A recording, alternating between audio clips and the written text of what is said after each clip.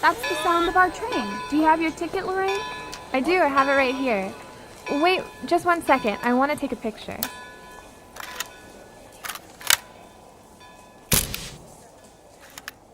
Okay, now I'm ready. All aboard! Hey, Mary, what's the date on your ticket say? September 9th, 1912, Montreal, Canada. Perfect, we're in the right spot. By September 30th, we'll be in California. Buffalo, New York, Niagara Falls.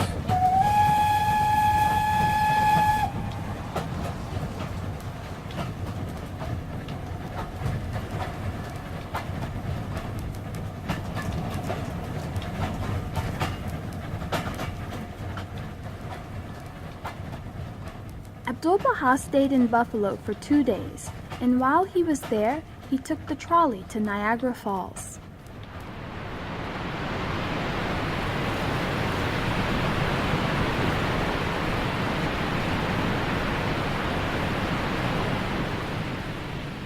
This site, like many of the beautiful parks and majestic areas, reminded the master of his father. He mentioned while he was here that there were small waterfalls in Mazandaran, which Baha'u'llah liked so much that he used to camp near them for several days. All aboard! Chicago, Illinois, next stop. Abdu'l-Baha visited Chicago many times, but this time he invited Sakiro Fujita, the second Japanese to become a Baha'i, to join his party on their trip to California. This was just the beginning of Fujita's life of service to the Holy Family. In 1919, the master asked him to come serve at the Baha'i World Center in Haifa, and he remained there until his passing in 1976.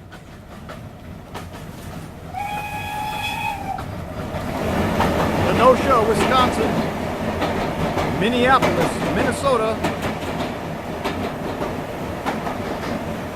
Omaha, Nebraska. Lincoln, Nebraska. Abdu'l-Baha's purpose for stopping in Nebraska was to visit William Jennings Bryan, the future U.S. Senator of the state. Bryan had visited the master in the Holy Land, and he wished to repay the visit. However, Bryan was campaigning for Woodrow Wilson and wasn't home, so Abdu'l-Baha visited instead with his wife and daughter. Denver, Colorado. Glenwood Springs, Colorado. Salt Lake City, Utah. We're almost there, Lorraine. Let's hear from Finney Paulson and her visit with Abdu'l-Baha in Salt Lake City. I traveled to Salt Lake from Missoula, Montana, upon hearing that Abdu'l-Baha would pass through that city. I arrived a day before and spent the night at the YWCA. It was an unimpressive place. The lighting was dim and the food was unappetizing. The next day, I went from train station to train station, trying to find where Abdu'l-Baha's party would arrive. Finally, at one station, I saw at the far end of the platform an oriental picture in an occidental setting, and was soon greeted by a powerful Allahu Abha from the master. An agricultural convention and state fair were being held in town, and this greatly interested the master. He went to various exhibits examining agricultural machinery and the wide variety of fruit. He praised American agricultural progress and asked the friends to send seeds to be planted at the shrine of Baha'u'llah. I was privileged enough to have an interview with the master, in which his first words to me were, "Luxury and comfort are not the all-important things in this life," when I mentioned the dirty conditions at the YWCA. He also said that he was my father, which strongly affected me because I had never known my own father. He then gave me a locket-sized picture of himself as a father gives a treasure to one of his children. Last stop, California.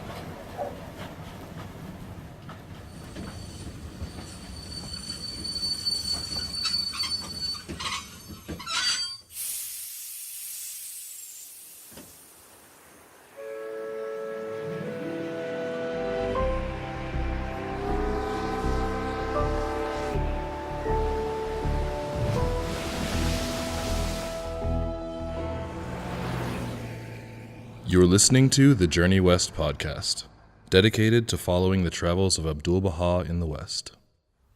Let's go back now to a talk given in Minneapolis, read by Aaron. 20 September 1912. Talk at home of Mr. Albert L. Hall. Praise be to God. This is a beautiful and radiant assemblage. It is a merciful gathering, for you have met here in the utmost love and spirituality. There are many meetings in the world, thousands of them perhaps being held at this very moment, mostly for social, political, scientific, or commercial purposes.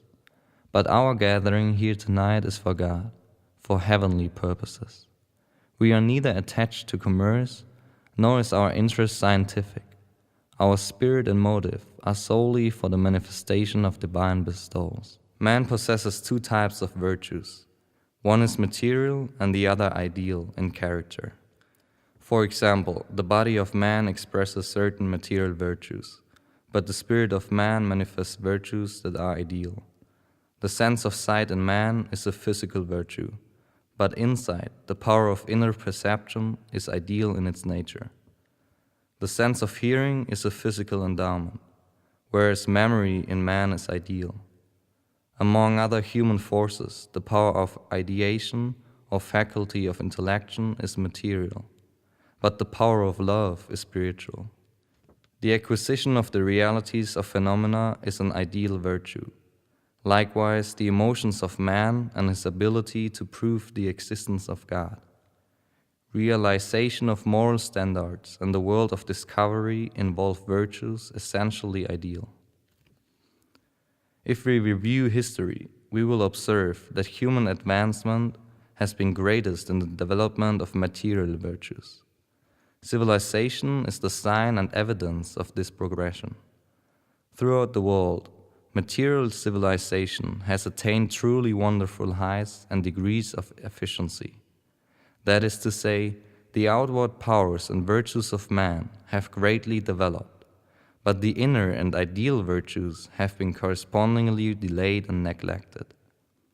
It is now the time in the history of the world for us to strive and give an impetus to the advancement and development of inner forces.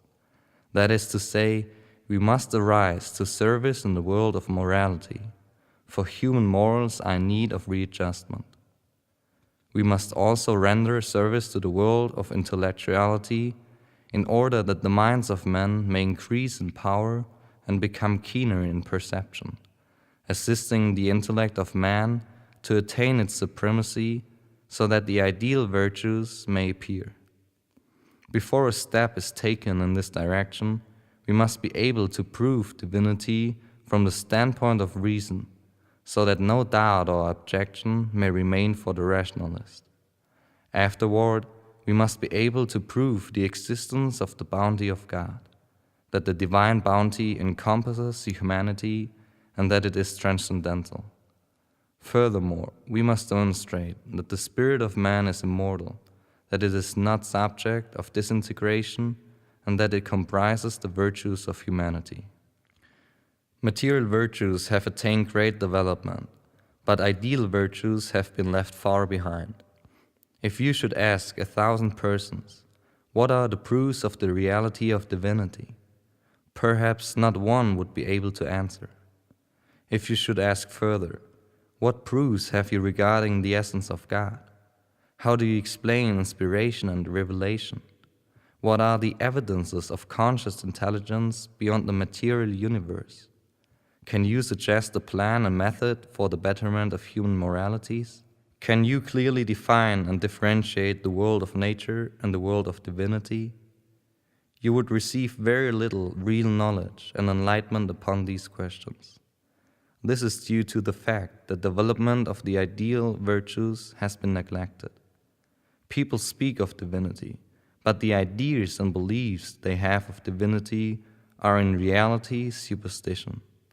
Divinity is the effulgence of the sun of reality, the manifestation of spiritual virtues and ideal powers. The intellectual proofs of divinity are based upon observation and evidence, which constitute decisive argument, logically proving the reality of divinity, the effulgence of mercy, the certainty of inspiration, and immortality of the spirit. This is in reality the science of divinity. Divinity is not what is set forth in dogmas and sermons of the Church. Ordinarily, when the word divinity is mentioned, it is associated in the minds of the hearers with certain formulas and doctrines, whereas it essentially means the wisdom and knowledge of God, the effulgence of the Sun of Truth, the revelation of reality and divine philosophy. Philosophy is of two kinds, natural and divine. Natural philosophy seeks knowledge of physical verities and explains material phenomena, whereas divine philosophy deals with ideal verities and phenomena of the spirit. The field and scope of natural philosophy have been greatly enlarged, and its accomplishments are most praiseworthy, for it has served humanity. But according to the evidence of present world conditions, divine philosophy, which has for its object the sublimation of human nature, spiritual advancement, heavenly guidance for the development of the human race, attainment to the breadths of the Holy Spirit, and knowledge of the verities of God, has been outdistanced and neglected. Now is the time for us to make an effort and enable it to advance apace with the philosophy of material investigation, so that awakening of the ideal virtues may progress equally with the unfoldment of the natural powers. In the same proportion that the body of man is developing, the spirit of man must be strengthened. And just as his outer perceptions have been quickened, his inner intellectual powers must be sensitized, so that he need not rely wholly upon tradition and human precedent. In divine questions, we must not depend entirely upon the heritage of tradition and former human experience. Nay, rather, we must exercise reason, analyze and logically examine the facts presented so that confidence will be inspired and faith attained. Then and then only the reality of things will be revealed to us. The philosophers of Greece, such as Aristotle, Socrates, Plato, and others, were devoted to the investigation of both natural and spiritual phenomena. In their schools of teaching, they discoursed upon the world of nature as well as the supernatural world. Today, the philosophy and logic of Aristotle are known throughout the world, because they were interested in both natural and divine philosophy, furthering the development of the physical world of mankind as well as the intellectual. They rendered praiseworthy service to humanity. This was the reason of the triumph and survival of their teachings and principles. Man should continue both these lines of research and investigation, so that all the human virtues, outer and inner, may become possible. The attainment of these virtues, both material and ideal, is conditioned upon intelligent investigation of reality, by which investigation the sublimity of man and his intellectual progress is accomplished. Forms must be set aside and renounced. Reality must be sought. We must discover for ourselves where and what reality is. In religious beliefs, nations and peoples today are imitators of ancestors and forefathers. If a man's father was a Christian, he himself is a Christian. A Buddhist is the son of a Buddhist, a Zoroastrian of a Zoroastrian. A Gentile or an idolater follows the religious footsteps of his father and ancestry. This is absolute imitation. The requirement in this day is that man must independently and impartially investigate every form of reality. The great question pertaining to humanity is religion. The first condition is that man must intelligently investigate its foundations. The second condition is that he must admit and acknowledge the oneness of world of humanity. By this means, the attainment of true fellowship among mankind is assured, and the alienation of races and individuals is prevented. All must be considered the servants of God. All must recognize God as the one kind protector and creator. In proportion to the acknowledgement of the oneness and solidarity of mankind, fellowship is possible, misunderstandings will be removed, and reality become apparent. Then will the light of reality shine forth, and when reality illumines the world, the happiness of humankind will become a verity. Man must spiritually perceive that religion has been intended by God to be the means of grace, the source of life, and cause of agreement. If it becomes the cause of discord, enmity, and hatred, it is better that man should be without it. For in its teachings we seek the spirit of charity and love to bind the hearts of men together. If, on the contrary, we find it alienates and embitters human hearts, we are justified in casting it aside. Therefore, when man, through sincere investigation, discovers the fundamental reality of religion, his former prejudices disappear, and his new condition of enlightenment is conducive to the development of the world of humanity. The purport of our subject is that just as man is in need of outward education, he is likewise in need of ideal refinement. Just as the outer sense of sight is necessary to him, he should also possess insight and conscious perception. As he needs hearing, at the same time memory is essential.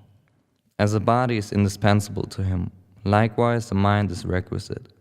One is a material virtue, the other is ideal. As human creatures, fitted and qualified with this dual endowment, we must endeavor, through the assistance and grace of God, and by the exercise of our ideal power of intellect, to attain all lofty virtues, that we may witness the effulgence of the Sun of Reality, reflect the spirit of the kingdom, behold the manifest evidences of the reality of divinity, comprehend irrefutable proofs of the immortality of the soul, live in conscious at one-ment with the eternal world, and become quickened and awake with the life and love of God. Now to our roundtable discussion. Hi, my name is Afshin. I'm a musician and a composer. My name's Ari, and I've got a background in theater performance and film studies, as well as a background in IT, information technology. Hi, I'm May, and I studied psychology. Well, I find it very interesting at the very beginning of his talk how he acknowledges the purpose for everybody meeting. It's not for social, political, scientific, commercial, but they're there to promulgate the divine bestowals of God and to talk about the inner spirit of man. Yeah, and I noticed that he gives some examples of the physical and the spiritual virtues, such as sight being physical, hearing, and the spiritual ones are things like insight and memory and emotions that help us to prove the existence of God. It's very easy for us to prove physical things and physical concepts, and that's what most of our meetings are about. It's something that is physically or visually manifested, and because those are things that are easy for people to see, agree it exists, and talk about the different features of politics, the different features of scientific experiments, and commercialization. These are all very easy for people to wrap their heads around because they have a physical representation. But when you look at the inner ideals when it comes to character, morality, spirituality, these are very, very broad concepts because there's not a physical agreement as to what these are. spirituality between Christians, Jews, Muslims, Baha'is, they're all very, very different because we're so used to analyzing something with the senses of sight, sound, touch, feel, et cetera, et cetera. And so many people are focused on empirical results. They always want to see numbers and figures, and it's difficult to prove to someone scientifically that, yes, your soul will continue on after your material body, has died. True. It's very interesting for him to say that it's time now for us to look inward, to start really asking the questions about God, about spirituality. And now is the time to really create a discourse to be able to focus on these topics. How do you think we can provide a discourse on these topics? That's an interesting question. I find that it can be difficult to get people to talk about their beliefs. It's very easy to talk about something that's out there, that's out there in the world, or something that's happening out there in the world. But when you ask somebody to turn inward and to focus on, what their thoughts are, what their true beliefs are about various subjects, there's a lot of hesitation. It's like a scary situation to be in, where you're actually talking about your inner beliefs and what you feel is your inner truth. People are very worried that others are going to judge that, or it's going to be a source of conflict. And so people protect that really, really closely. So when it comes to how do we start talking about these things, I think that having trust in one another and faith in one another and really having an open heart, that will lead to a closer friendship and the ability to talk about these things more openly and more truthfully. There's one part where he also talks about developing our intellectual capacities so that we can prove, he says, we must be able to prove divinity from the standpoint of reason so that no doubt or objection may remain for the rationalist. So it seems like there are, you have these qualities, these of emotion, love, and things like that, but there's also the logical side where we just have to explain intellectually the proof of the existence of God. And these are some of the aspects of our human beings that we just have to try to develop. I think he clearly details what we need to do. I don't think we know what that looks like yet, but he makes a very clear to-do list in this section where he says, before a step is taken in this direction, we must be able to prove divinity from the standpoint of reason so that no doubt or objection may remain for the rationalist. Afterward, we must be able to prove the existence of the bounty of God, that divine bounty encompasses humanity and that it is transcendental. Furthermore, we must demonstrate that the spirit of man is immortal, that it is not subject to disintegration, and that it comprises the virtues of humanity. All three of those sections need to be investigated, detailed, and talked about as a whole, because if you don't investigate all three of those aspects, then somebody who's trying to rationally prove or disprove divinity or the belief in God can use those different sections against each other. If you don't demonstrate that the spirit of man is immortal, then there's no point in talking about the afterlife or God or morality, because as soon as we die, poof, we're gone. So this sort of to-do list, it's a package deal that really needs to be investigated and understood by people who are seeking to answer these questions.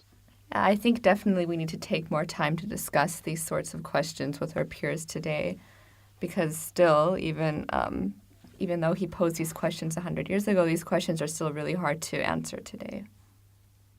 This part where he's talking about material virtues that have attained great development, but ideal virtues have been left far behind. This next section, I kind of pictured a man on the street quiz. If you were to get a microphone, go out on the street and start asking people on the street these questions. Like you start out with, what are the proofs of the reality of divinity? I think you get a lot of blank stares back and maybe a couple of people trying to struggle with coming up with an answer. But then all of these other questions are things that society has constantly rolled around the idea of how do we answer these, but nobody has really addressed the issue in a holistic manner.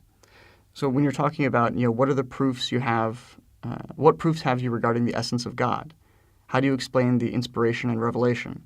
What are the evidences of conscious intelligence beyond the material universe? All of these questions, they're very out there, but they're things that every human being is constantly asking themselves, because it has to do with the basic foundations of our existence.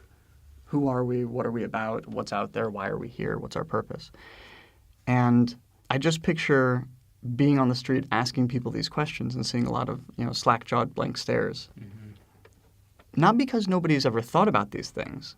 It's because I don't think anybody's felt comfortable sharing their ideas on what they actually believe. I think it depends a lot on the setting. Like if we were in class, if these questions were posed, or if we were in a casual setting, I think they would take some time to actually honestly think about them, and we would probably be able to have a good discussion about them.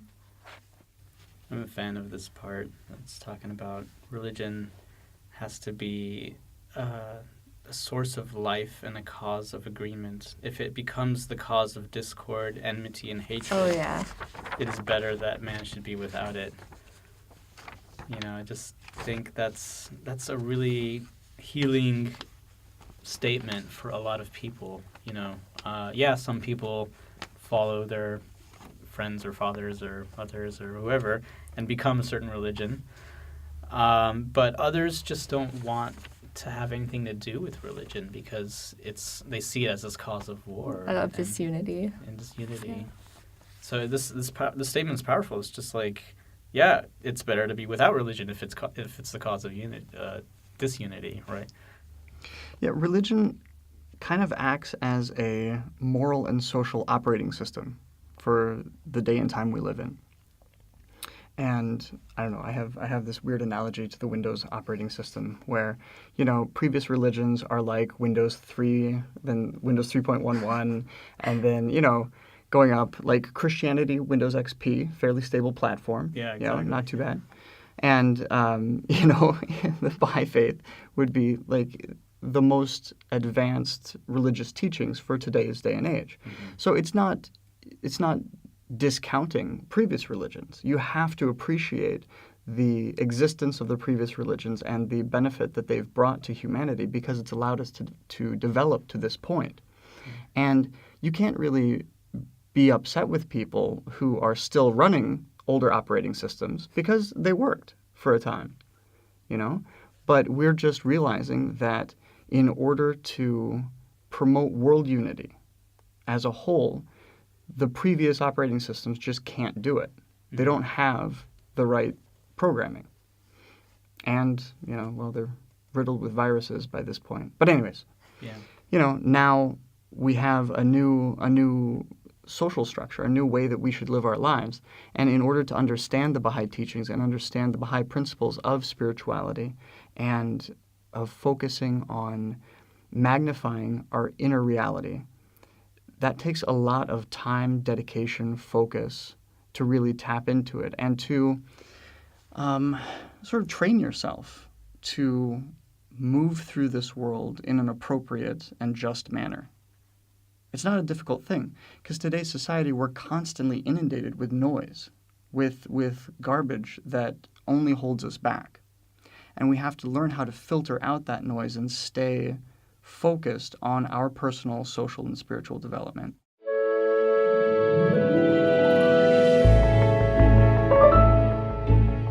That's it for our podcast this week. If you'd like more information about Abdu'l-Baha's travels in the West, visit our site www.thejourneywest.org. You can also find us on Facebook and Twitter at The Journey West. Thanks, everyone. Bye!